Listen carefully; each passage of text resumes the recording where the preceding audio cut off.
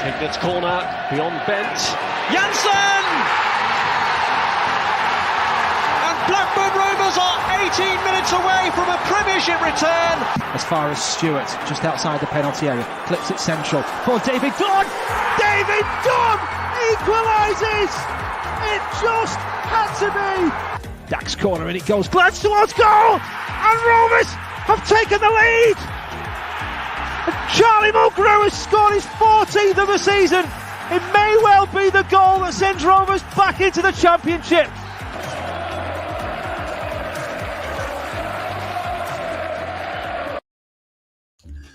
Hello Rovers fans and welcome to the post-match live stream following another disappointing defeat for Rovers tonight away at Barnsley. Felt like a bit of a watershed moment in the Tony Mowbray tenure. I can already see that this stream is very, very lively in terms of the numbers, very lively in terms of the comments. So I will desperately try and keep up with you all because I want everyone in the Rovers fan base to have their say tonight. So if you have commented, please be reassured that I will pick up your comments. It's been a desperately disappointing result this evening. So we do want to just obviously get under the skin of that and see where we go from here as a club. Because I was just saying to Glenn and Alex, just before we went live, in a weird kind of way, it feels like the fan base is probably united behind what needs to happen from this point onwards after, you know, quite a lot of people saying in or out. I think there's probably some unity in the fan base now. As you can see, I've got Alex and Glenn with me, and we will have Howard with us eventually when his laptop starts working. So, Alex, how are you doing, mate? I can't lie, Ryan. I'm not feeling the best at the minute. I can't come on the stream and say, you know, it's a really feel-good stream and it's going to be a really good time. I think we need to have a bit of a discussion about where the club's going, where we think the club needs to go, and kind of just try and dissect this mangled mess, I think is the correct word. Yeah, I'm kind of stunned at the minute. I still don't really know what to say after that game. We seem to be getting worse by the week. And yeah, I really don't know where we go from here. But hopefully after an hour of therapy, I might have a better idea. That's Chris was actually the first comment here as well. Glutton for punishment, here I am for part 3, as I like to call it, therapy. So we will try and do it. As Alex says, you know, we'll look at where we are. We're 10 points off the playoffs now. The last 3 results in terms of their tone and what's happened within those games and Mowbray has came across. These 3 games have felt particularly difficult and particularly different to the rest of the season, which is probably why I've changed my position now on where I am on Tony Mowbray, which I don't like saying. Glenn, it's been picked up in the comments that you are usually the positive one. I think even you're going to struggle tonight, aren't you? So how are you doing? Oh, I was just dejected. It was just so poor. I looked at the formation and I thought, it's something different. We all said on Friday how something needed to change, and then we changed it and it was kind of more of the same. I think the worrying thing for me is the kind of lack of a style. I think I put on Twitter earlier that we seem to have gone from Guardiola's Barcelona to 𝐏𝐿𝐻𝐿's Wimbledon in the space of about 3 months. And we just don't seem to have any kind of just sort of system or plan. It doesn't help with changing the players. I'm still not sure I'm siding on the outside, but I don't know, something needs to change. And I've seen the comments, I do have a positive. So when we're at our lowest point, let me know and I will bring the positive forward.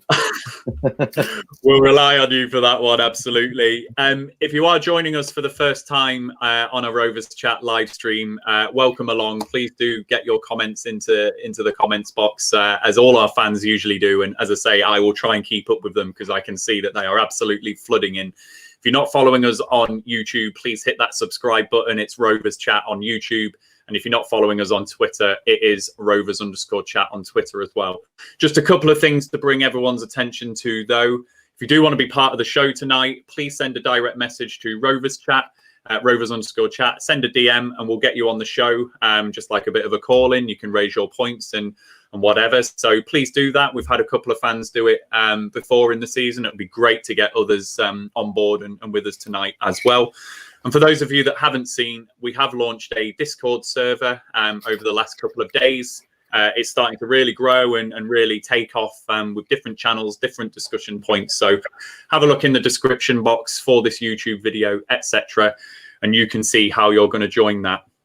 As I say, the comments are monumental, so I'm going to have to split this in two, possibly three, like I did on Saturday, just to give everyone their say, and I'll do the 6 yards out advert in the middle. Ollie James, can't believe I'm here after a lot. I will try to refrain from swearing. Nadeem, we can blame the manager all we want for some of his shocking decisions, but I can honestly say that the players are equally, if not more, at fault. We'll pick that one up. Simon, not surprising result for me. Barnsley deserved the win from the second half performance. I'm going to just try and get everyone's Antboy Rovers out. Very simple comment there. Ollie, not sure why I'm putting myself through the post-match. Scotty, I would like to try and avoid Johnson, if I'm honest. That's Damian Johnson there. M Outlaw 267, shocking second half. The team lost all composure after the first goal. Team selection was questionable. The substitutions were baffling, especially taking Gallagher off, who had had a good game.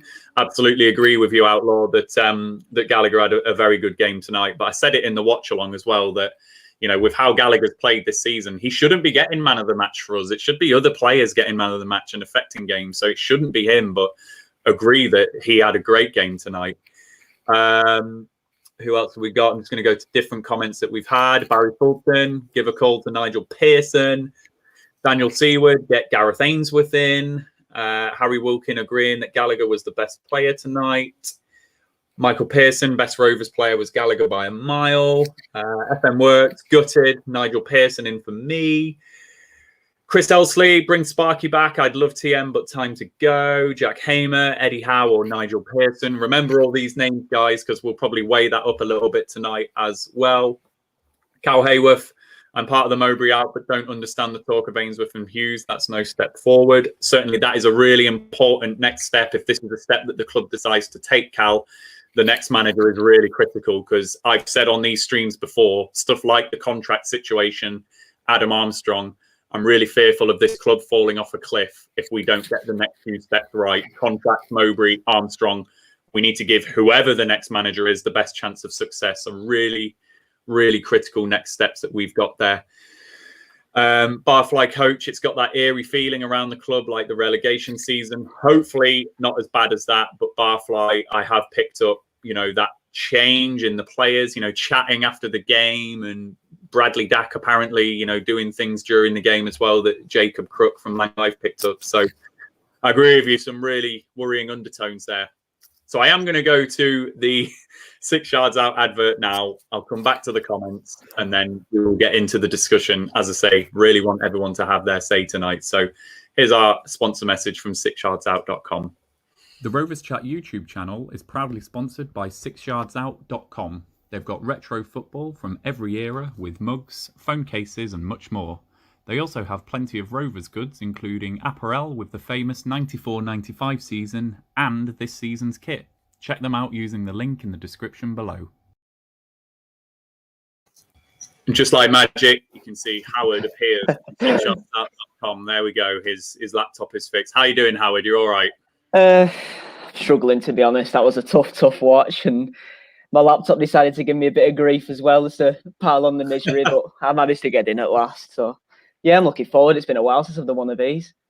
It is. We've not had you on in a while, so you know, we look forward to hearing from you. So I'm just going to keep running through the comments. As I say, really keen everyone has their say tonight. Kieran Kiffin in it for a while. Damian Johnson in, Mowbray out. Pick and mix subs, different game, different system. Just to add, by the looks of the players, he's lost the dressing room. Again, we were discussing this, Kieran, before we came live. Mowbray, as a manager, manages his teams through good team spirit, good team ethic, and a really united dressing room. That has its pros for you when it really works for you. The big con in that, if you lose the dressing room, that same dressing room that you've built will unite against you because they're so close. So that is worrying if that has happened to Mowbray. Matt Forbes, Mowbray out. Pete Brewer, terrible. He needs to walk. Sad it's come to this, but gone from a good team to clueless. Agree with you, Pete. Really sad that it's come to this, because this is a man that, frankly, has rescued the club and given us all hope again. And he still has the club's best interest at heart and always has done. If we think back to all those years of poison that we've had, Mowbray has really helped rescue us and help us all fall back in love with Rovers again. So that's why it is sad that it's come to this. Absolutely. Michael, Tony's done great things for us. Rebuilt, brought the pride back. Let's be dignified. Absolutely. I want us all to be dignified on this. I think we are all united and probably what people are thinking now about the manager. But let's respect the man. Let's respect him as a person. And let's do it in the right way if that's the position that you want to take. That's all I'm going to ask on this channel. Riz, hi everyone. So tired of losing. Hate to say it, but we need a refresh. He has to leave. Paddy, bad night result-wise, but great night watching the watch-along. Thanks for joining us, Paddy. We're on a bit of a losing streak on those watch-alongs, so either Luke or myself are the bad luck charm on those, so we'll keep doing them until we win. Simon, what have we done in 4 days since the Preston game? Because they haven't worked on anything from tonight's performance. Warren, Mowbray has clearly lost the dressing room. There's so many things wrong tonight. Don't like any manager losing their job, but after recent performances and the inconsistency, Mowbray got to go. Craig, Venky's won't sack him. I'd give Damien Johnson a go until the end of the season. John, keep him at the club at all costs, but don't give him the hospital ball at this point. So we've seen what happened to Dean Holden at Bristol City, for example. John, really valid point. So Damien Johnson does need to be getting that job at the right point. Ryan is going to gamble on Bully's prize board. I think I'm there now, Chris. I think I'm going for it. I think I've tipped over the threshold after the last 3 games. Jamie, very, very sad ending. Do we expect Waggett, who can't even arrange for Moss to be cleared from outside Ewood, to recruit a manager? A bit harsh on Waggett, but I get the point you're making there, Jamie. Waggett is obviously the one that's got to make the decision now, hasn't he, and make that recommendation to Venky's. I'm going to have to come back to these comments because I'm just reading them. But as I say, I really wanted to sum up where the fan base is at. And this is a really busy stream tonight. So thank you all for the comments. Keep them coming. Alex, those comments, I've deliberately picked out different comments from different people. That's quite telling about where our fan base is at just based on that rough sample, isn't it? Yeah, I think so. I think, first of all, before we discuss any of the issues tonight, congratulations to Barnsley. They deserved to win the game tonight. They were the better team. Certainly in the second half, they were far better than us, and fully deserved the 3 points, like they did at Ewood, actually. So let's, before we go on to Rovers and all of the troubles that we've had there, just give credit to Barnsley. They were the better team tonight and deserved the win thoroughly. So congratulations to them. Going on to Rovers, well, I don't really know where to start, if I'm being honest with you. It's 3 pretty awful performances in a row. 3 defeats in a row on the back of, in my opinion, 2 months of not really playing that well. I could probably say the last good performance we had was the Norwich home game. I think that would be fair to say. I think after that, every performance has been average to poor, in various guises. Some performances we've ground out, some it's been bad defending, but on the piece that the performance levels have really dipped in the last 2 months. And what I think you've seen is really the desperation from the manager to try and change things. And what I think you've seen is the return of Bradley Dack and Lewis Travis, which I think's muddled things further. And we've ended up in a situation where we don't know what formation we're playing. We don't know what team's going to be on the pitch. We don't know what changes he's going to make during the game. You don't know whether he's going to make no changes or 4 changes at once. We have bizarre things like Gallagher playing at right back, and I know he was our best player on Friday night, but I'll need to say that again. Sam Gallagher at right back. Let's get these things into perspective. And then you have the comments tonight about Nyambe after the game from Mowbray, and no Nyambe tonight, injured, ? Tony Mowbray answers no. What was the reason behind not including him, ? No reason. I've got to select a team. I've got some players, 1 or 2 won't make the matchday squad, and Ryan didn't. So he said tonight that he's got no reason for not including Nyambe in the squad, which I find quite bizarre thing to say. But yeah, nonetheless, I think that's really a worrying sign. And I think all of these things culminate together in a sense of, I've been always one of the more critical fans in our fan base. I've always been on the sceptical side. I fully admit to that. And I think everyone who watches these streams on a regular basis knows that I'm one of the negative ones. But I've kind of bought into it this season with the promise of the club's got a plan, the club's got a structure in place, and we're all moving forward together in the right direction, and we can see what's going on at the club, and we can see the progress that we're making, both in style of play and results and performances. And I think what we've seen over the last 2 months is a slow degradation of that. And then in the last 2 weeks, it's all been thrown in the bin and sent to the tip. I mean, he's completely thrown away any semblance of a plan that he'd put together, that he'd spent 9 months working on, that he'd recruited all summer to build around, that he'd recruited again in January to build around, that he'd got rid of loads of players in the summer to build around. And now we're in the situation where we don't know from 1 week to the next which formation we're going to be playing. We don't know what style of play we're going to be playing. I don't think players have any idea either what formation we're going to be playing on a week-to-week basis. I think he has run himself round in circles. I think he's completely lost the plot. And it's a really, really tragic thing for me to say. But I think I would not sack him. I've got far too much respect for him, for what he did for the club when he first came in. And I remember the state the club was in when he arrived. And I won't forget the changes that he's put in place since then. But things are not good at the minute. Things are going backwards and things are regressing. And I think the people at the club need to take a long, hard look at that and decide on the best course forward, whether that means agreeing for him to leave at the end of this season, whether it means politely asking him to resign, whether it means getting rid altogether. These are the decisions that the people at the club are paid to make. And the thing that I'm confused about now is who actually is responsible for making these big decisions. Is it Steve Waggett? Is it 𝐂𝐎𝐶? I actually don't know who makes this call. I don't know how the club is run. I don't know who makes this call. And it's a really difficult call to make.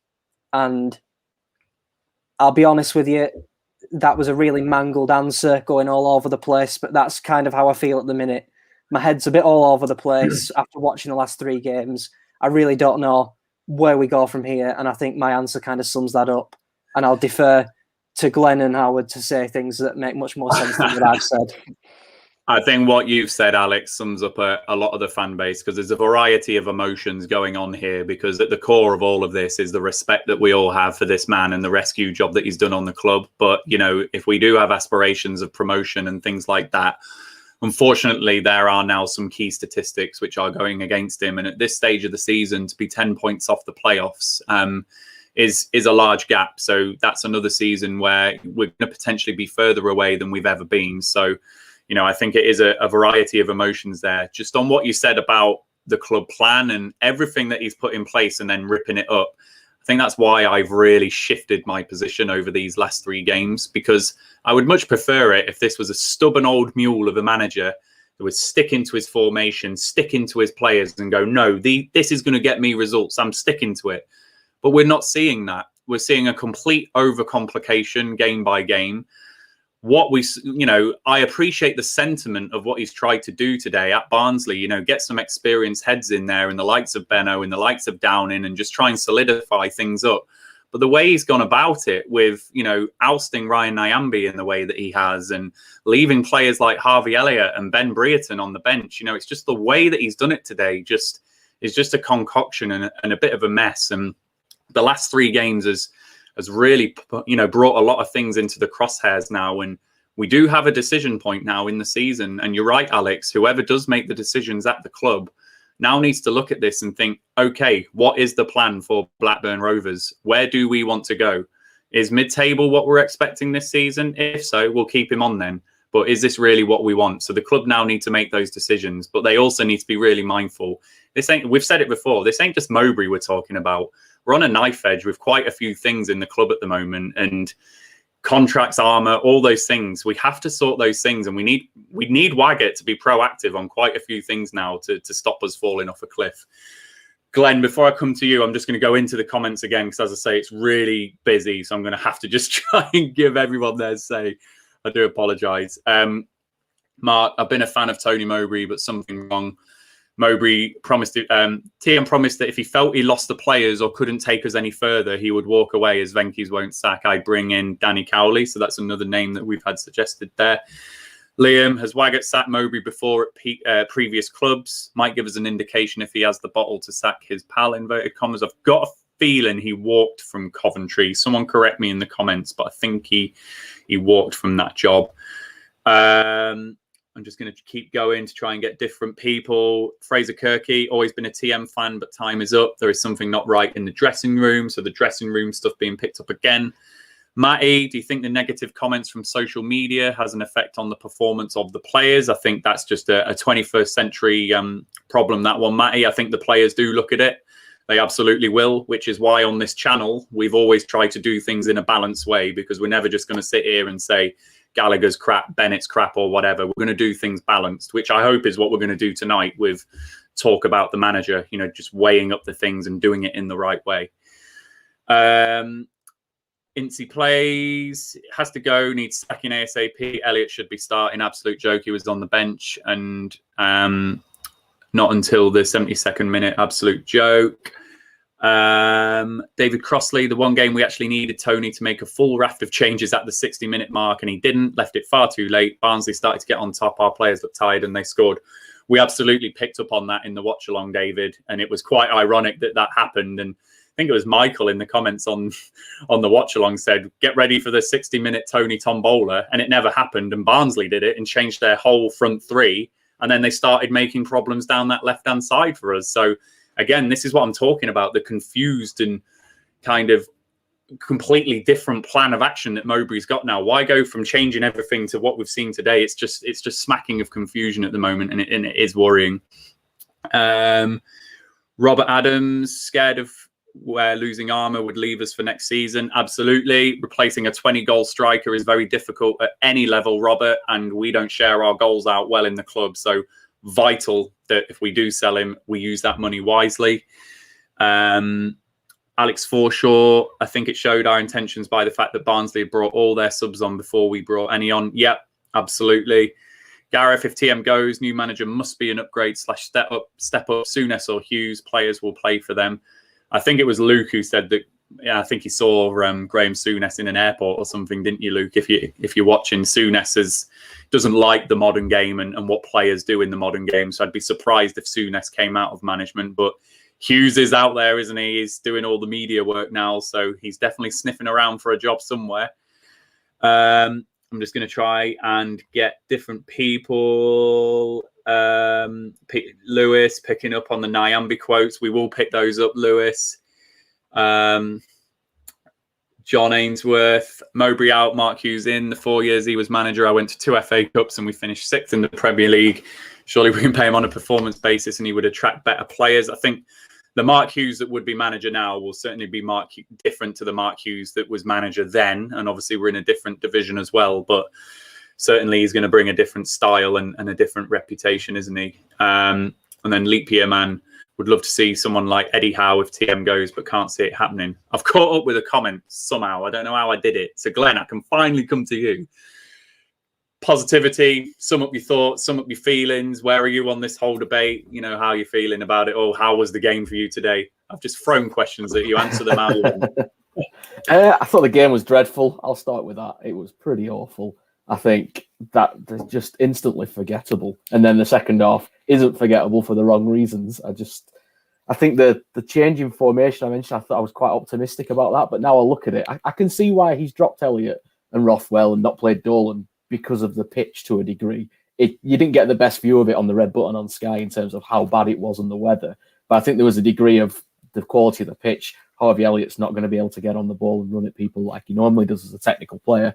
And there's a comment in the comments. Funny, it should be in the comments. I'll bring it up. Can you tell me which one?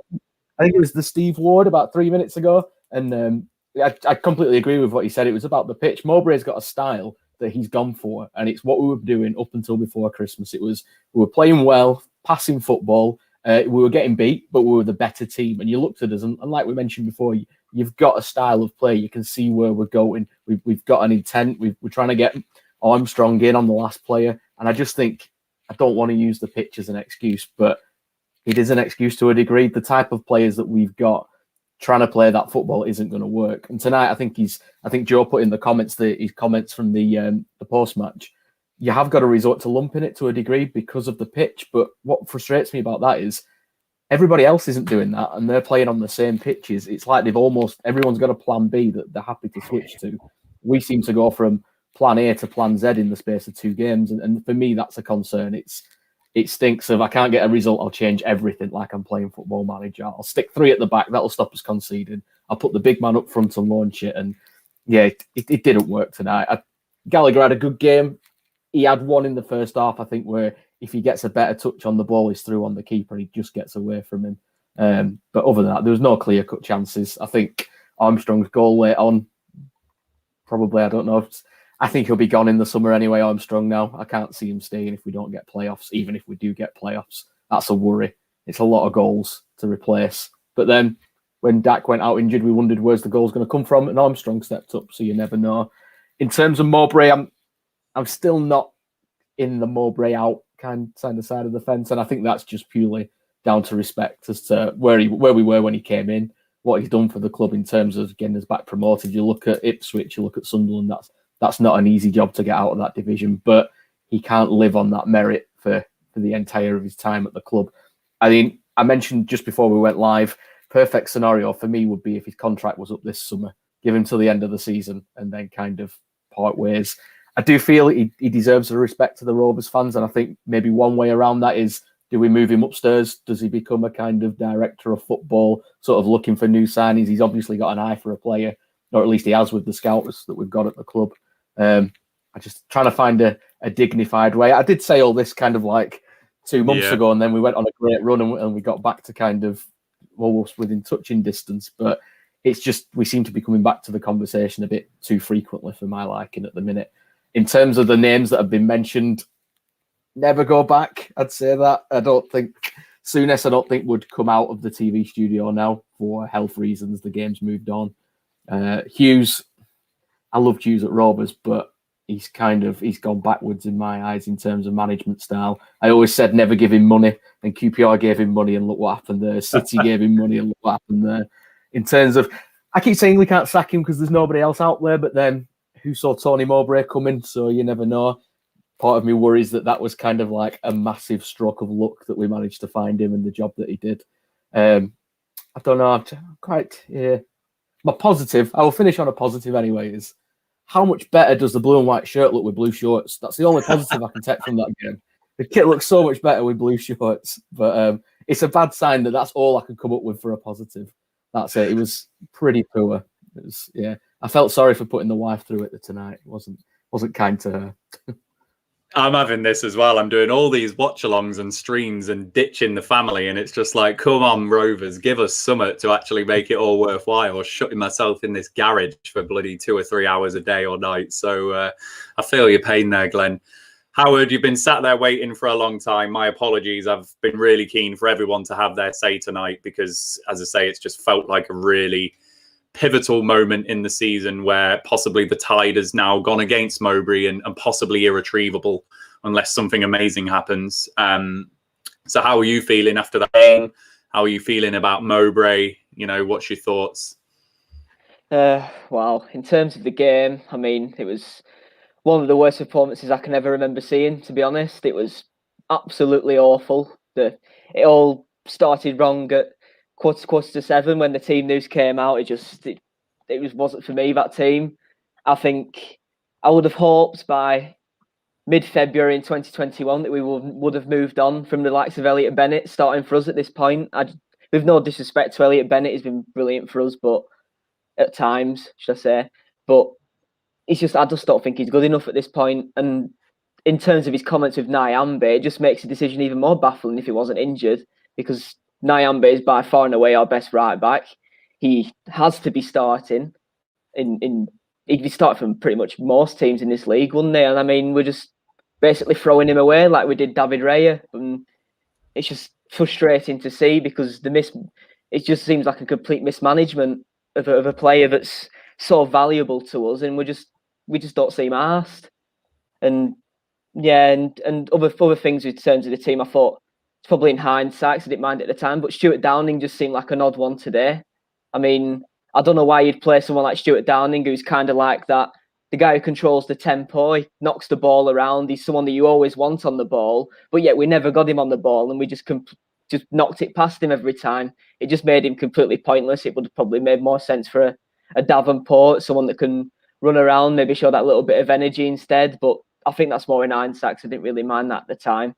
But then, in terms of the manager, I mean, I am unfortunately Mowbray out at this point. I'm just past it now. It's a shame, because we all wanted it to come good, but it just isn't.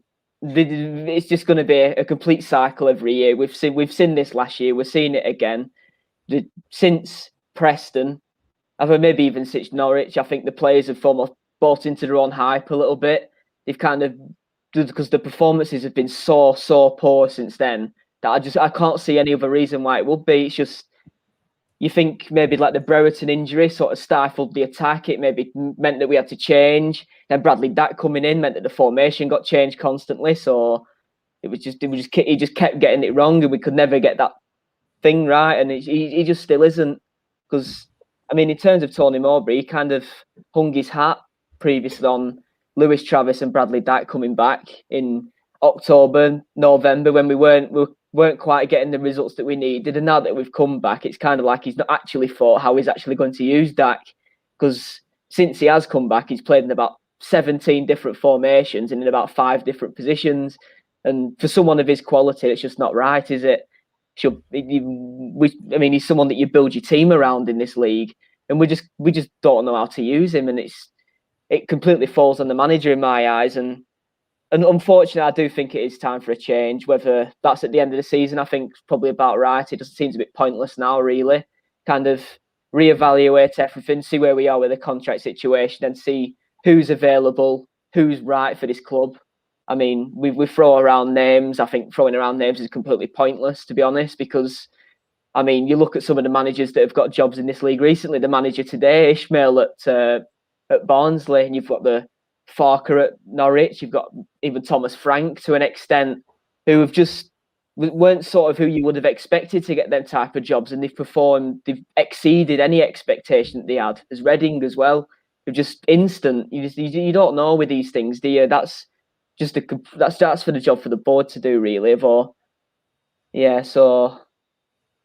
I don't know. It's just a bit sickening, really, isn't it? Because we watched these 2 weeks ago, and we were 3 points off the playoffs with a game in hand, and we just brought in this exciting youngster from Man City, and we had another decent transfer window, and now 2 weeks later we want the manager gone. The loan signings are flattered to deceive, and we're playing the Tony Pulis ball in mid-table championships, and it's just a shame, isn't it? I just don't know what to say. No, you're summing up the thoughts of everyone, Howard. It's a difficult one tonight. Just a few things. Along the bottom, I'm scrolling a comment. Thanks, Joe, for posting that in the comments. This is something that Mowbray said in the Telegraph interview tonight. And this is part of the 3 things which have really come together in my mind, which are really disturbing me now. So first and foremost, and as alluded to by Alex, just the formations, the tactics, the approach to games just seems to have gone completely out the window now, and he seems to be overthinking it, overcomplicating it, or frankly, not sure what to do. And there was a little bit of that tonight. You know, we gave him the chance with that team selection. I wanted him to prove us all wrong. But the team selection tonight, you know, it wasn't right from the off, was it? And certainly the substitutions that he made in game or didn't make didn't happen. So that's the first thing. The second thing is the players and the dressing room and that stuff that I said earlier. How he's spoken about Ryan Nyambe and just ousting him out of the squad. Has that had an impact? It is. Has that had an impact on the dressing room? We've heard how the players talk about Nyambe. He's called the gentle giant, the rhino, a really softly spoken lad. The players know that. So to see him treated in that way, has that had a negative impact on the players? You know, seeing him treated like that. And some of the stuff that Dak's been doing tonight, shouting back at the manager, the reaction of Gallagher and Nyambe when they got brought off against Preston. There are all these visible cracks that are starting to show quite publicly now about, has Mowbray lost the dressing room? Is there something not right there? But I think the third thing for me, which is probably what's tipped me in the balance, comments like this thing that are scrolled in along the bottom and other things that Joe's been putting in the thing. This is not striking me as a manager that knows what he's going to do to get us out of this situation. And that I find quite insulting to us as fans, to actually say we've not been in the Premier League for a long time. Yes, we know that. We do know that. You're the man to get us back there. So why are you being so defeatist and so negative with a comment like that? You know, with total respect to Blackburn Rovers, this is your job, Tony Mowbray. And I expect more from him. And the comments, particularly the last two games, and the sulking and the mannerisms that he did to Andy Bays after that Preston game, I found it deeply worrying. And it didn't inspire me as a fan that this is the man who's going to drag us out of this. And that's what I want him to do.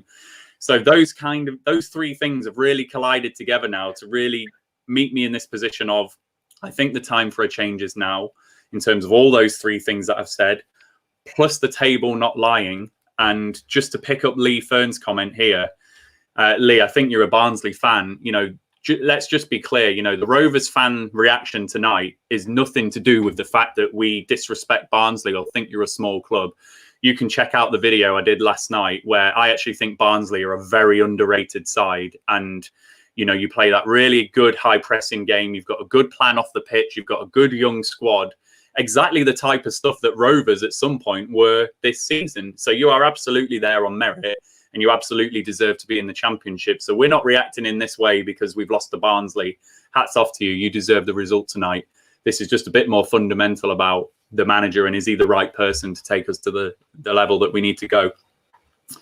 Just going to go back into the comments and then come back to you, Alex. Here we go, John.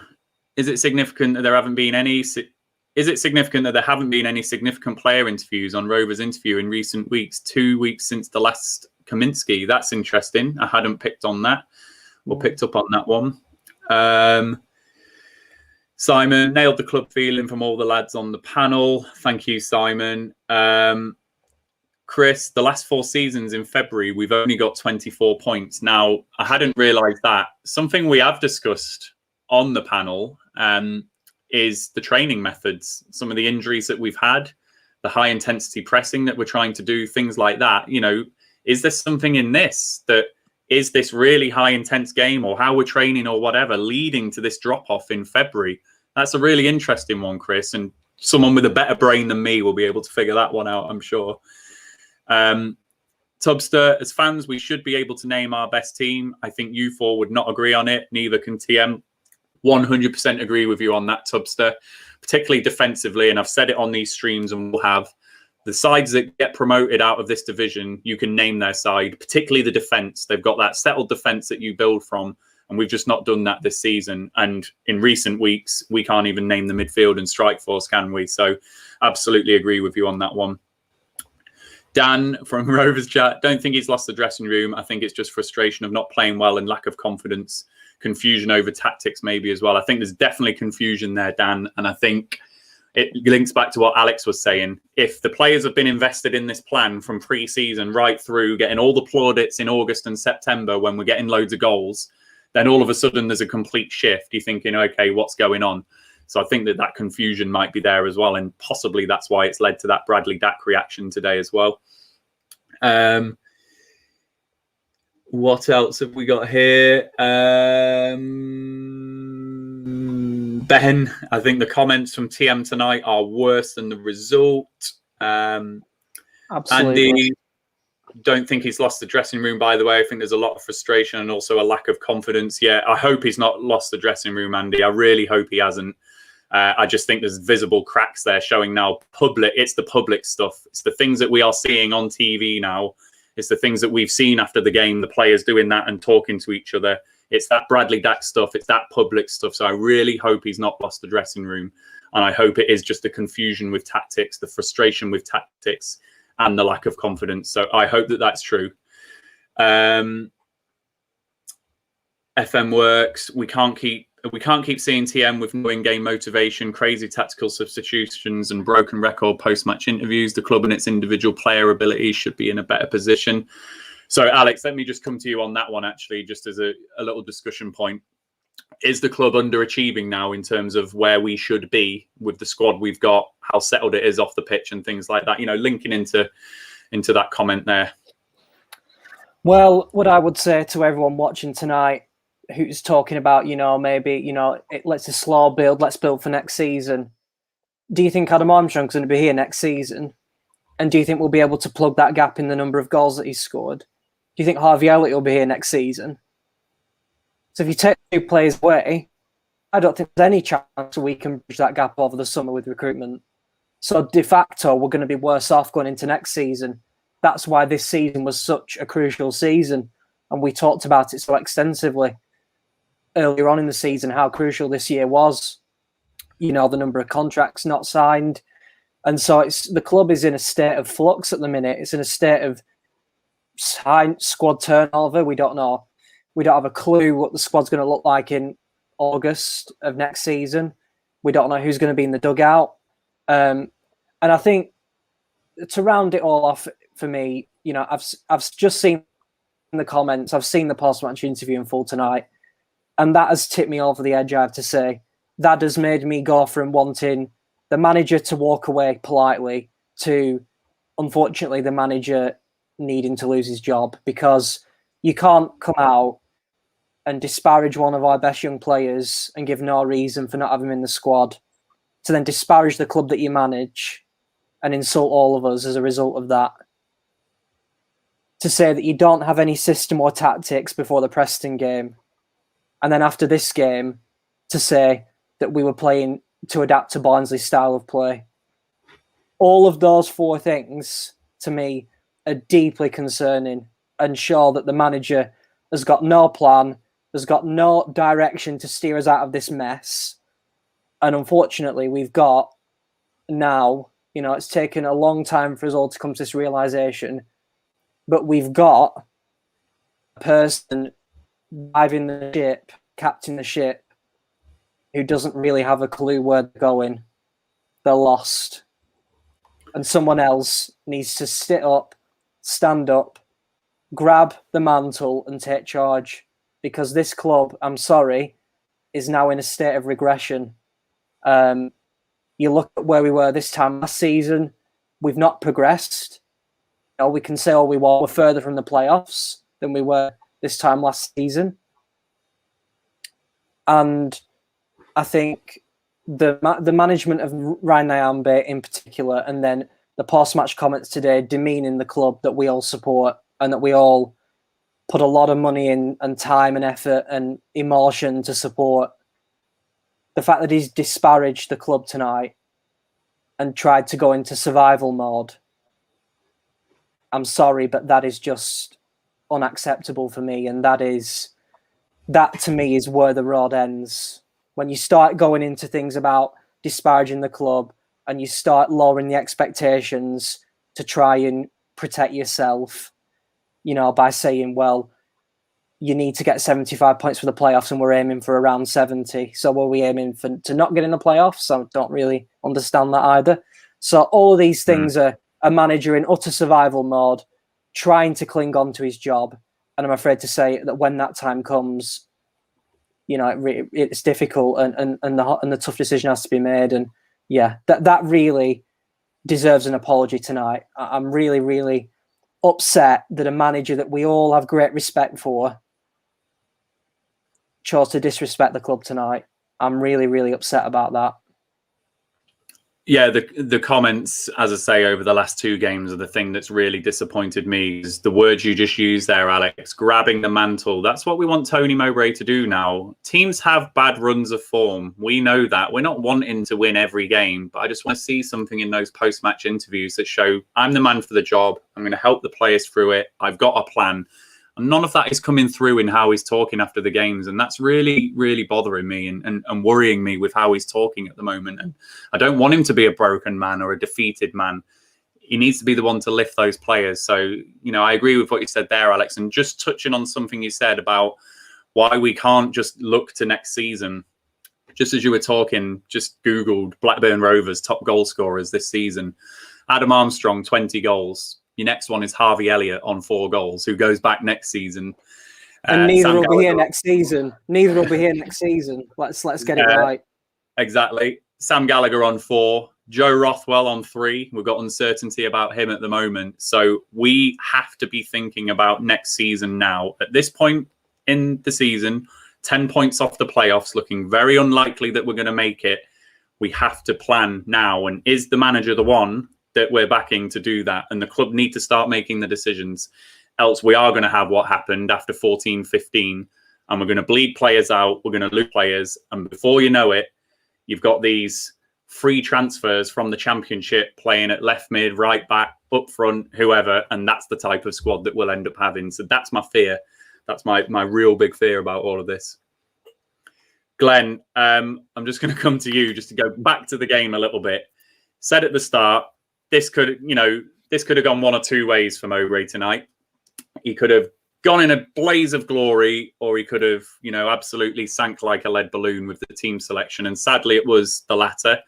Didn't work out for him tonight. But actually, if we break the game down, these were horrible conditions tonight. That pitch was a disgrace. And actually, those players that he did bring in, Elliot Bennett, Sam Gallagher, Stuart Downing, I thought did okay in the first half, particularly Gallagher and Bennett, did add something to the team. And we did look solid. And at half-time, you're kind of thinking, yeah, we've played the conditions well. We've done all right there. So what were you thinking at half-time? And did you see this result coming? What were your thoughts? If you want my honest thoughts, at half-time, I thought, God, not another 45 minutes of this. It wasn't the most... I think maybe I became a football purist today, sitting through that first half, that's for sure. It was not entertaining. It was... I would have been happy to take a point at half-time. I think a point would have been a good result. As you say, we kind of stifled Barnsley a bit. They didn't really create too much in the first half. I did think there was a number of times the kind of 3 centre-halves got in each other's way a little bit. There was kind of that, I'm not sure which zone of the pitch is mine, who I should be marking. We've both gone for the header, but you're going to get that if that's a formation you've not played before. And then kind of second half, that free kick that seemed to take ages to be took first, right at the beginning of the second half, just kind of set a tone for it's just going to carry on. Barnsley made the changes, and quite similar to last season, in the second half, the changes changed the game. I think, obviously, we had Brereton sent off last season, but once that first goal went in, there's just that sense of deflation and the fact he's got so much time to pick his spot. And then the second goes in, and I think, if this is a carbon copy of last season, my concern with the formation is we've got 3 centre-halves on the pitch. And I can't remember who it was who got the second goal. He's still got all day to pick his spot in the 18-yard box. And for me, that's a massive worry. I think Dak was all right tonight when he got the ball. It's not his sort of pitch. He was trying to do what he does in terms of linking play up. But yeah, I took a point beforehand. I think after the Luton game, I think I said that tonight would be a tricky game. I didn't think it'd be that tricky. I didn't think I'd be this deflated after it.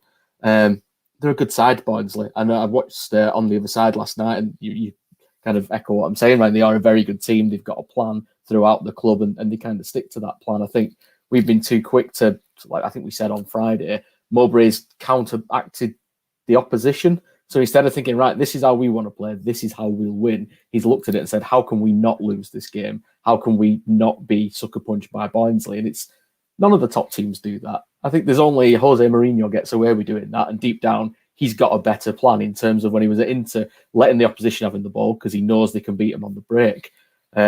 Just frustrating. I think the subs as well, kind of leaving it so late in the game when Barnsley were obviously back on top. They'd made the changes. They were reaping the benefits of that. And I know we said it early in the season in fact, it might have been last season now, 𝐒𝐎𝐿 that came on for Bristol City, and he completely changed the kind of game. The guy that came on for them today had that same sort of kind of feel about him. He had a presence up front. He was dragging us all over the place. He was winning free kicks. And I think we need someone to do that. Someone who's going to come on and impose themselves on a game. And we don't really have anybody that can do that. I mean, Harvey Elliott's got the assist again with his kind of long ball. It's another goal for Armstrong, but I'm kind of clutching, really. I don't know where we go for Forest on Saturday. Is it away? It's a tough game. Away, yeah. I think you kind of look and you get beat at QPR and think, well, it's a one-off and it's a 1-0 and it was a sloppy goal. And the manner of the performance against Preston, the manner of the performance tonight, that it's a tough game against the team that we should arguably be beating Saturday. And then after that, what is it? Is it Watford and Swansea? Watford, yeah. And you I'm suddenly thinking, with 10 points off playoffs and 11 off bottom 3, and I know which way I'm looking, and it's not forwards at the minute. I don't know. It's not a nice place to kind of be in terms of summing it up. I don't know. I think, yeah, I'm trying to be positive. It's just, I don't know. It wasn't a great game. I don't think the Barnsley fans will look at that game and say it was a classic, but it's one of those where you look at it and think, let's just grind it out to 90 minutes and nick something, or just get a point, stop the rot a little bit, have something to build on. But I think just to come back to the players and kind of looking towards next season, he's kind of put himself in a corner a little bit here, Mowbray. He's brought in the likes of Elliott at the beginning of the season, the lad from City, the lad from Everton, with a view to pushing for the kind of top 6. If we're not going to make top 6, and I think if that's not the nail in the coffin tonight, I think another defeat at the weekend would be, what's the point in the loan players? Let's get the youth team back in. There's no point in having an Harvey Elliott there who's going to be fantastic till the end of the season and then say, see you later, I'm off back to Liverpool. And the same for the guys at the back. If we're not going to make playoffs, let's build for next year. And if that means changing the manager, I don't know. I still think we're in a risky position looking at the table, and I never thought I'd say that kind of like a week ago. There's 52 points left, 51 points to play for, and we're 11 off the bottom 3. That is the form we're in. If something doesn't kind of go in off someone's backside soon, we're in a bit of trouble.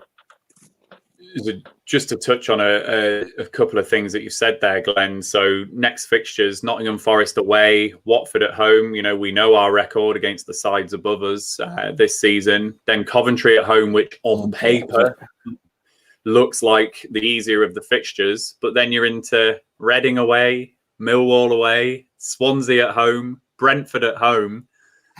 We have got play devil's advocate. If you do want to change the manager, do you wait till after that Watford game and say, here's as you say, on paper, a winnable game to give you a boost? I don't know. Being very kind of sceptical there in terms of reading the fixture list. But I think as well, if you change the manager and you bring someone like a Damian Johnson through, your level of expectation has to change. I don't think you can bring Damian Johnson in and say, you've got to make top 6. I think you've got to say, you've got 3 years to make top 6 and here's the support and we're going to get behind you. It is an element of kind of back to square one to a next degree. But then if you spend the money and you bring a Bilic in or a Howe, which I can't see happening, they do come with that expectation, don't they, that you're going to be towards the top of the table. Just to complete the fixtures in March, it's then Bristol City and then Norwich. So our next 1, 2, 3, 4, 5, 6, our next 8 fixtures are pretty tough. And Glenn, I think you're absolutely right. We just need to now just start looking over our shoulder a little bit, because this run of form cannot continue. And it is not out the realms of possibility that we could lose the next 2. Nottingham Forest are the form team in 2021. Chris Hughton has got them playing. And we know our record against those sides above us in the table. That means 3 defeats on a spin becomes 5 defeats on the spin. And then you are looking over your shoulder a bit. And you're right, Glenn. I never thought I'd be saying that either. So this really does just reinforce the point, doesn't it?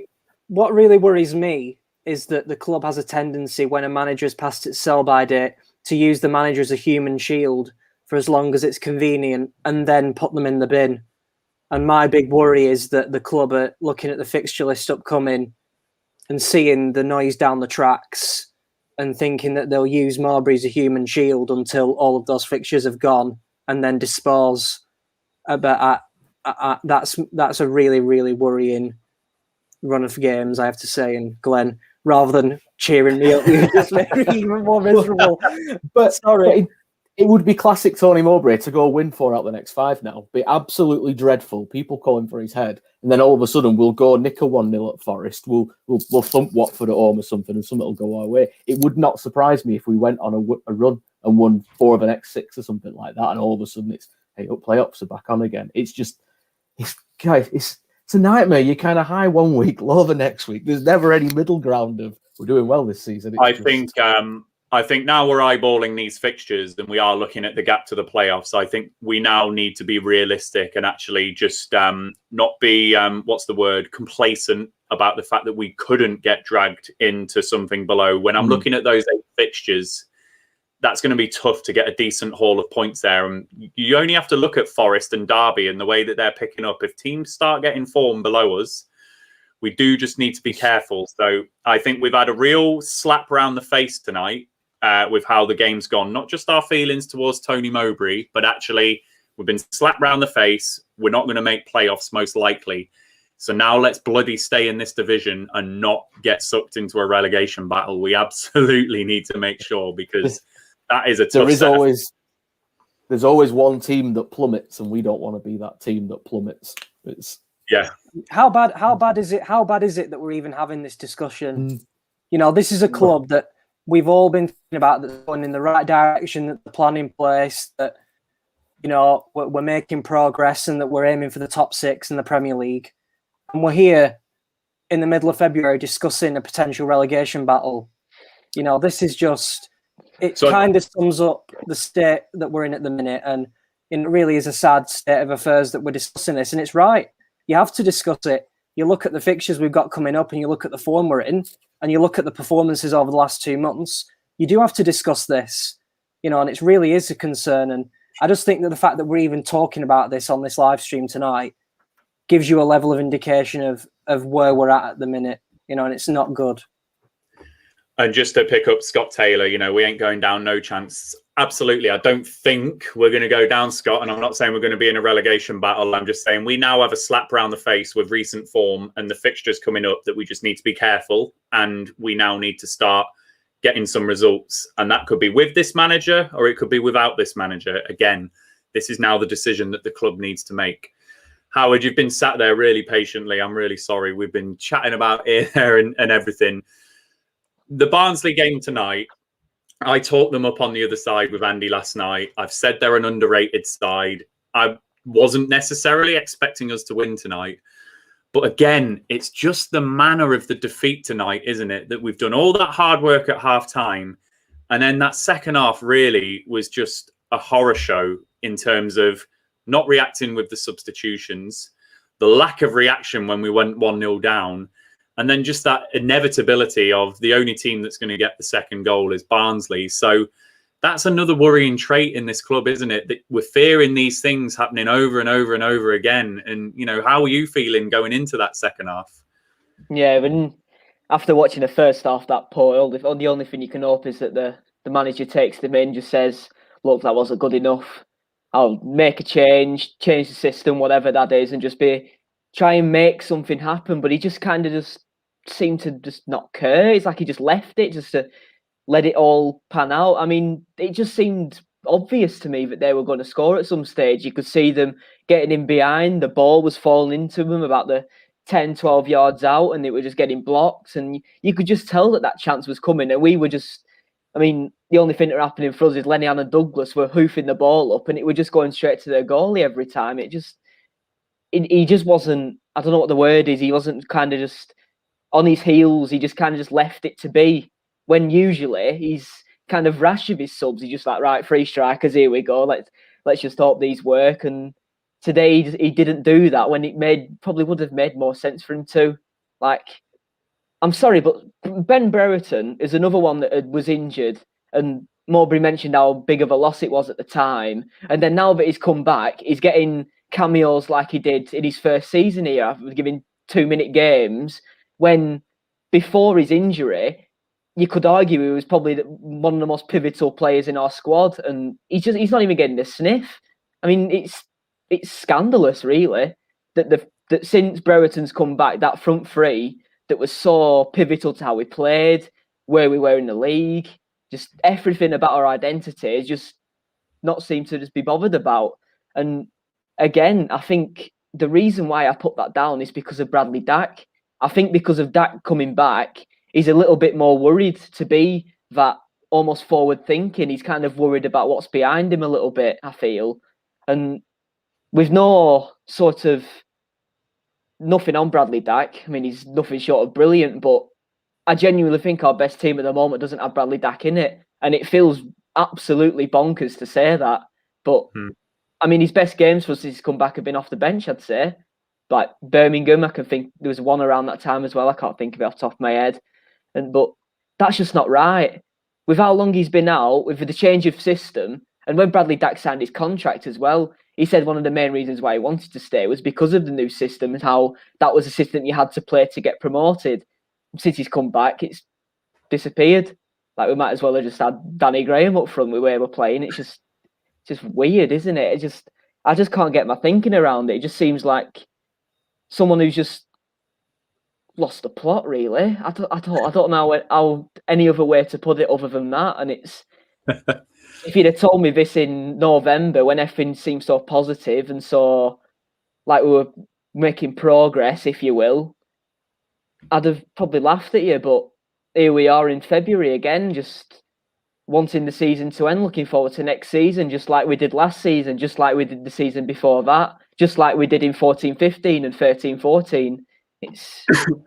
It's just getting a bit repetitive now, in truth, and I think we just need that injection of something that can bring that life back, because 2 months of this form isn't just a fluke. This is happening because of how we're being set up and the teams that he's picking week in, week out. And when we're playing like that, that's when you know that it's probably time that this guy isn't the right man. We probably do need to move on, because even pushing it back 2 months, you think about the games like the Millwalls and the Rovers that we were shockingly lucky to win. If we didn't get them 90th minute goals, where would we be? Like, it's genuinely, it's quite concerning, really. And I don't think talk of relegation it seems a bit far-fetched. There's worse teams in this league than us. I mean, Birmingham, I don't even think are in the bottom three. They're one of the worst teams I've ever seen. They're absolutely bloody awful.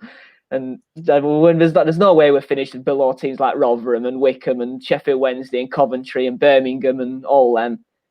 So I wouldn't worry too much about that. But if we finish 16th or 15th, I mean, you worry then, because then we're back where we were when we first got promoted, and then that progress that we made in November has just completely vanished, and we'll be starting at square one again. Howard, just a couple of things on what you've said. So that little summary that you gave about where we find ourselves in February and the fact we're looking to next season and the fact it's happened again and all of those types of things just allows you to word the question in a different way, doesn't it, around Tony Mowbray? So the question for Steve Waggett and for the club is, this is happening again. Is this the manager that's going to create a different outcome beyond February and get us closer to the playoffs and do what you want long-term with the club? Or do you want to change the manager now that you can see that this writing is on the wall and it's potentially going the same way again? So it just allows you to word the question in a different way, because it is happening again. And you're right. We are now writing off this season in February again. It's like bloody Brentford away all over, isn't it? When we all get excited about February. So really good point there, and it just allows that different perspective. And then just your point on Ben Brereton, lots of agreement, both on the panel. I saw Glenn and Howard nod in, and just comments there, Ollie, Simon, Imran, lots of people in agreement with the point that you raised there.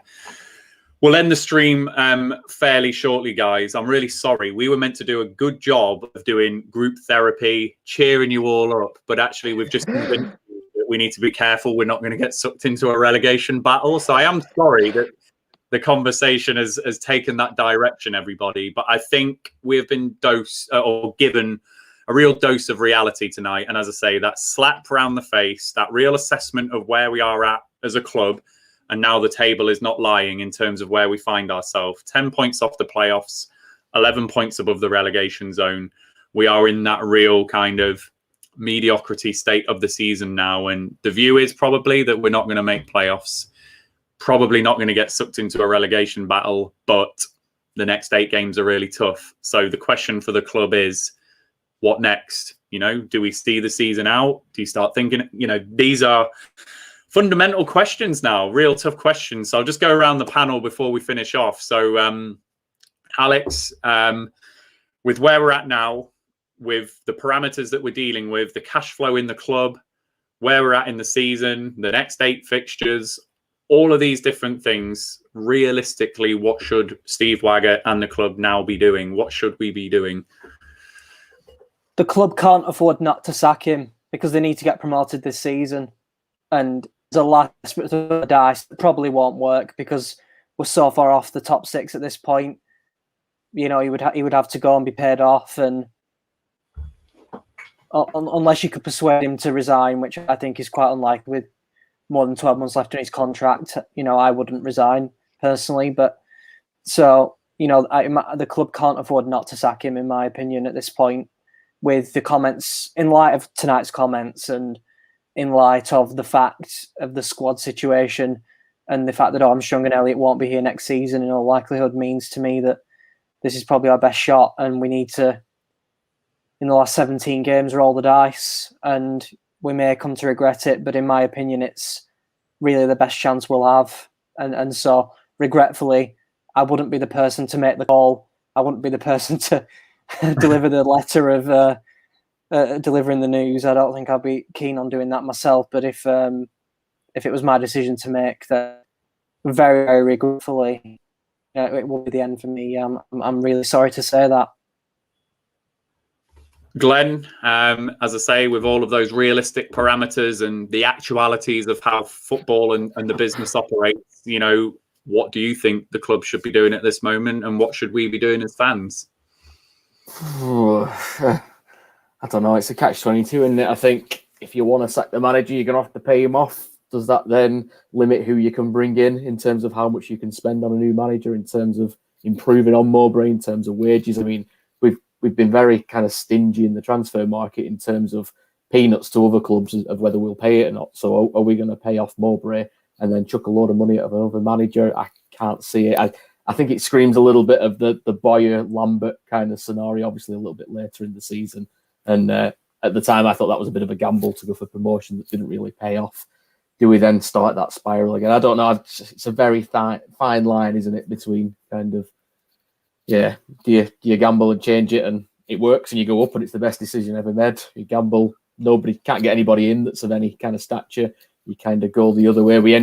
Worst case scenario, you give the job to Damian Johnson. He can't turn it around. We get relegated. It's worst decision we've ever made. It's a fine balance, isn't it? I mean, so I've just been looking at the comments as we've been going. And need to get Ayala off the books. I'd forgot about Daniel Ayala. I mean, this is the kind of this is how deep we've gone into inception here. I forgot about Ayala. I've forgotten about some of the others that we've brought in, and yeah, I think this is the problem Mowbray's got to a degree, is he's brought some of these players in. So he's brought Downing in, he's brought Ayala in, and I think when it doesn't work, they're the players you look to. Oh, is Downing past it? Is Ayala up to it? Is he injury prone? And I don't think Mowbray does himself any favours in terms of going in for like players his mates in effect to a degree, and he is going to get judged by that. And Ayala at the minute looks an absolutely awful signing, a complete waste of money so far. But yeah, I think I'm still going to err on the side of Mowbray in for now. I think next game, I keep saying next game, but if we don't get anything off Forest, it's a very tough game after that. Yeah. Glenn, does he get sacked if we lose 5 in a row? Ooh. I don't know. I'm putting you on the spot, Glenn. Honestly, it's an interesting debate, and I know a lot of people won't know the answer to that, and it's fine not to. You know, I don't think he does. I don't think the Venkers will sack him. I think he's dug them out of a hole in League One, and I think they're quite committed to him and kind of give him the respect to that. And whether that's right or wrong, he's earned the respect. But yeah, they've certainly backed him, haven't they? Yeah, I just think for me, the perfect scenario would have been if his contract's up in the summer, and then you can both go with dignity and look for something new. But as I've said that, we'll probably go and win 4 out of the next 5, and everybody will be back happy and rosy thinking of playoffs again. Touch wood, cross everything, but I can't see it at the minute. It's a big stretch. Howard, sum up your thoughts on the situation and what the club should do. Yeah, if sort of in my ideal world, I probably would say it's time to go at this point. I think it's kind of run its course a bit, hasn't it? It's just getting a bit stale. So I think if I lived in my ideal world, I'd sort of do something similar to maybe what Man United did when they sacked Mourinho, kind of bring in that interim manager, which could be Damian Johnson, see how that goes, then make your decision maybe at the end of the season. someone that I'd like as manager, just throwing a name out, keep contradicting what I said before about not mentioning names, would be David Wagner. I think there's something about David Wagner that just pulls me in. His charisma, his style of play, what he did at Huddersfield. It just someone like that would excite me, and I think it'd excite a lot of fans. But yeah, I think Damien Johnson would be something sensible. It'd be cheap as well. Probably wouldn't change the structure of this season too much, really. Maybe he'd have a few different ideas, but I don't think we'd see too many dissimilar things, really. But I'm not really too sure. So yeah, it's a shame that it's having to come to this discussion, really. But yeah, it is what it is, isn't it? He's dug himself his own hole. I think. So in terms of the comment, actually, I kept thinking this and I never said it. But in terms of the comment that he says about when we've not been tearing up the Premier League in a while, wasn't Tony Mowbray the one that said that anything other than top 6 at the beginning of this season would be a failure? So doesn't that completely contradict what he's just said now? Because if he thinks that, but also thinks, with all due respect to Blackburn Rovers, we haven't been tearing up the Premier League, we can't be expecting whatever. I mean, does he not know what he's talking about? Has he not made his mind up? It just seems like he's throwing excuses out to try and deflect the blame off 2 months of shocking football that he is responsible for. And I think when a manager starts doing that, it's the first signs of someone out there. It's probably time to go. You probably run your course now.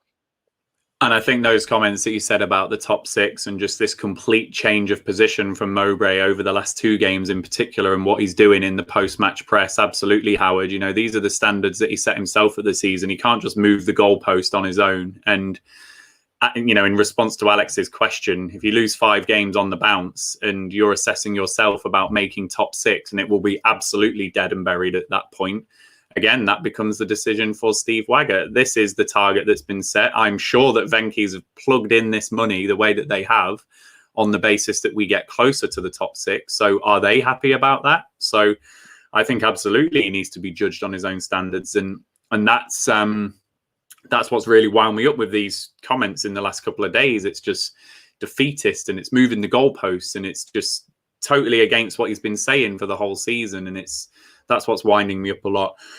In terms of my 2 pence worth, as I say, I hate saying it, but I have, you know, now subscribed to the view that the manager does need to be changed. I think the stats are there, the recent conduct from the manager is there, and there's some worrying things that have bubbled to the surface over the last 3 games.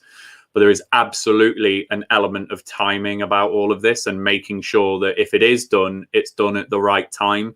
Because if we get it wrong, it could go horribly wrong and possibly get ourselves embroiled in something we don't want to this season, first and foremost, but probably more likely that bridge into next season and where we find ourselves next season, you know, we could be really picking up the pieces and having to construct the squad again. So if the club are minded to do it, and, you know, if we are all thinking that the manager does need to go, and he has taken as far as possible, I think the timing is critical. So it might be that we just have to persist for a while.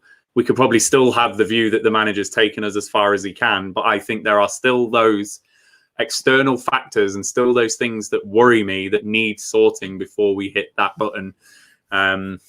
So it's kind of I think Andy has really summed it up, actually. Where did Andy's comment just pop up? He described it as an impasse, which it really is. Sorry, Andy. There we go. So this sums it up. We aren't getting relegated. We aren't going up. Venky's aren't sacking him. He won't walk. It's a total impasse. And it is. And we find ourselves in the middle of it as fans, because we know we've got a manager that is probably not going to get us into the top 6 standards that he set himself at the start of the season. We've got a manager who's not going to make the top 6 on the basis of probably what he's told the owners he's going to do this season and the reason that they've backed the club. So now we find ourselves 29 games into the season as fans having to accept the fact that we're just going to make up the numbers in the middle of the table. And that's fine, is it? That's fine for us to go and spend our £10 on iFollow every week and things like that. So it is an impasse. And I don't know what the answer is. I just, and you know, you could sack the manager now, couldn't you? But who's the name? Where's it coming from? When's the right time? And it's an absolute brain fuddle. But I think the thing we've seen tonight is the unity in the fans, that unless anyone tells me differently, I think most fans now think that unfortunately Mowbray isn't the man that's going to take us up. So we just need to handle the next steps very carefully, don't we? So there we go. We were meant to cheer you all up, everybody. So I'm sorry. I usually do like to do these in a cheery manner. Alex's face is either froze on my screen or he is very sad. I did see your eyes just move there. I think you're very sad. But it's the second one, Ryan. So there we go. So as I say, sorry, Rovers fans, that we've not cheered you up as we like to do on this post-match live stream. We've given another airing to the manager, the club, where we find ourselves, the crossroads that we're at. I hope that everyone, has felt like they've had their chance to have their say on the situation in terms of where we go. I think it's quite clear. There's no easy answer. If it is the decision we want to take on the manager, it absolutely has to be done with the right timing and with the right effect. Else next season, we could definitely be looking over our shoulder if we get it wrong. So we just need to make sure we handle these next few steps carefully. Thank you all for joining us tonight on the comments. It's been really busy. We've had so many views. So we're really grateful for all of you joining us and joining us on the nights where we lose so disappointingly and put in displays like that, particularly second half. We're really grateful for you all joining us. It is therapy in a weird way, even though I'm probably leaving this stream probably the most deflated I've ever been after a live stream. So I do apologise to everyone that we've not cheered you up. So I'll just thank all the panellists for coming. So Alex, thanks for joining us and giving your views. Thank you, Ryan. I know it's difficult on nights like this to come on here and criticise your own club, because I think we all really care about the club. We all want the club to do well at the end of the day. Why do we put all of this time and effort into doing this stuff for free? We don't get paid to do this. We do it because we care about the club and we want it to do well and succeed. And when it doesn't succeed and when it loses games, we all get upset. So nights like tonight aren't easy, but we'll be back on Saturday for another dose of it. And, looking at testing our mental faculties once again. But I don't think tonight's therapy session has made me more optimistic, I have to say. But nonetheless, thank you very much for everyone who supported the channel and the fact we've reached 1K on YouTube. Thank you to everyone who's subscribed, and just thank you to everyone who continues to watch and support, because we've come from a very low base and we've built this up over the season. So thank you very much for that. And I'll let Glenn and Howard say their piece far more succinctly than me. Glenn, I'm going to come to you just as you're talking. I'm going to bring up people's comments because, as I say, we do appreciate the support. So thank you for joining us as well tonight, Glenn. We are relying on you from this point forward to stay positive and keep us going. So keep doing as you do. Oh, thank you very much for having me. I think positive, there's still 51 points to play for. So there's still time on the clock. If we could go to games, the positive of the weekend would be Nottingham as a Hooters. And that's my positive. I found it. If we could have gone to the game, we could have gone to Hooters. And I'll leave it there. Absolutely fantastic. I forgot that place existed because of how we've all been living for the last year or so. So thank you for reminding me that it does. Howard, thanks for joining us again, mate. Good to see you after a few weeks out. So really good points that you've made tonight, mate. Thank you for joining us. Yeah, cheers, mate. It's been a pleasure again, but I thought I'd struggle a bit today. That's probably the worst I've felt after a Rovers game in a very long time. But yeah, it's good to come on these. As much as this one hasn't been a therapy session, if you will, it's been good to kind of vent basically and just blabber on about how I'm feeling about this club at the moment. Because I mean, no one ever listens to me, but it's good to be on here. It's good fun. I enjoy it a lot. It is. Thank you. I'm going to leave the final comment with Andy Watson because he summed that up. Let's at least try and stay behind the team, keep supporting the lads on the pitch. We can at least agree on that. We absolutely can, Andy. This is a good young squad, an exciting young squad. Cracking players coming through that academy still as well, who we're probably going to see later on in the season and certainly next season. So we will absolutely keep trying to do that, and we'll do that. because we know that we've got a good set of lads at Blackburn Rovers now. And, you know, I think the majority of the players, if not all of them, have definitely got the club's best interests at heart as well. So we absolutely will stay behind the team and keep supporting the lads, come what may, and we'll see what happens. Just a reminder to everybody then, as I say, if you are new to the channel, Alex referenced it, please subscribe to our YouTube channel if you're not subscribed. We are Rovers Chat on YouTube. Hit that subscribe button as we've gone beyond 1,000 subscribers now. If you're not following us on Twitter, we are Rovers_chat on Twitter as well. We will be back at the weekend with our usual content. We've got On the Other Side on Friday night with Mr. Daw, the Forest fan. Then we'll be live pre-match and with the watch-along and also post-match live stream as well for Nottingham Forest. And then maybe a few bits and bobs in between that Andy's probably not told me about with his stat show, or I've just forgotten because it's 11:15 or whatever it is. So check out our content on the YouTube channel. Andy, Joe and all the others do some cracking content on there as well, away from our usual live streams. So, you know, do go and check that out.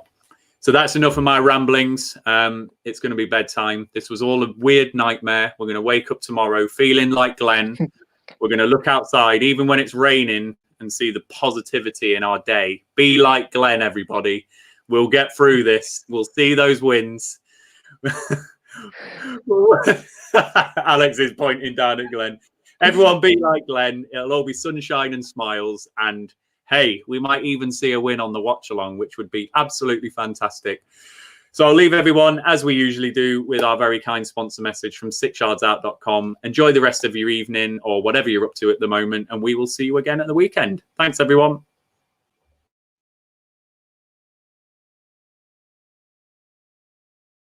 The Rovers Chat YouTube channel is proudly sponsored by 𝐂𝐎𝐻𝐿𝐻𝑒𝐿𝑒.com. They've got retro football from every era with mugs, phone cases and much more. They also have plenty of Rovers goods, including apparel with the famous 94-95 season and this season's kit. Check them out using the link in the description below.